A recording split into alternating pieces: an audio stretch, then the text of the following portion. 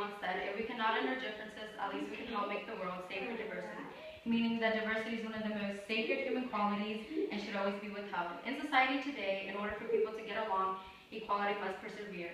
Discrimination has had many faces in our history, starting from slavery, the Holocaust, and present-day immigration. In the early 1600s, many African Americans were brought to America to work forcefully for white families. Between the 18 and 1900s, segregation emerged as separating race and gender on railroads. In 1876, the Jim Crow laws were one of the few constitutional laws that enforced segregation. These laws didn't allow black men and black women to use the same restrooms as white men and white women. These laws didn't allow black children from receiving the same education and opportunities as white children.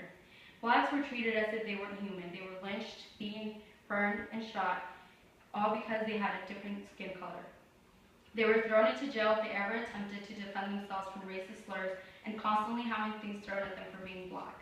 Many of them were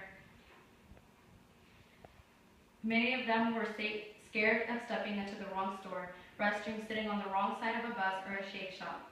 This separation between white and black communities led future black generations to feel inferior and future white generations to feel superior to the opposing race.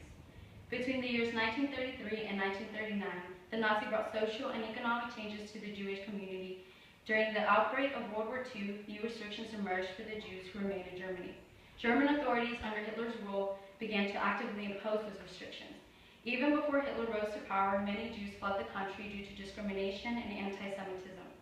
As Hitler's hate towards the Jewish community, the Holocaust began.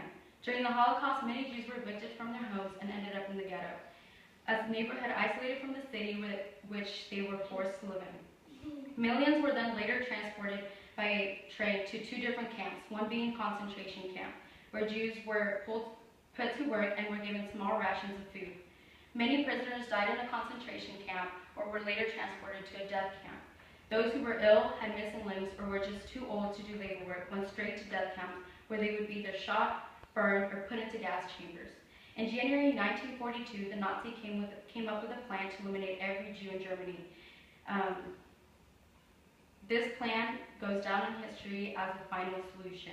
About 6 million Jewish men and women and children were killed by German authorities during the Holocaust. The Nazis treated the Jews like animals and made them work like slaves. They murdered millions of people for the hatred of another. In present day, our country has put a spotlight on immigration. Many Central and South American people come to this country illegally, looking for better opportunities for their families. They put their life at risk to come to this country, only to be able to work in farms with long hours and little pay. Current conditions of immigrants are close to those in the 1900s, where workers were forced to long labor hours and inhumane conditions. Many young adults are denied of education for not being citizens of the United States. Many established Hispanic families live in fear of being deported and separated from their families. About 50,000 children have crossed the border from El Salvador, Honduras, and Guatemala without a parent since last October.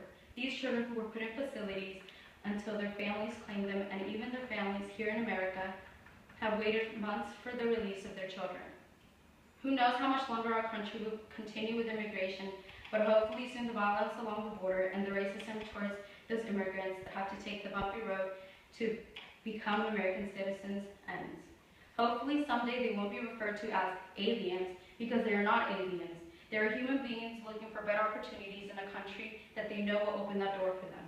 They are not from a different planet, and they should not be treated like they are. Like John F. Kennedy once said, if we cannot end our differences, at least we can make the world safe for diversity. We are different in unique ways, but that does not mean we should continue to treat others like animals and as if they aren't human. We cannot be selfish and make others feel inferior from us, because we are all made equally and no law should ever state otherwise.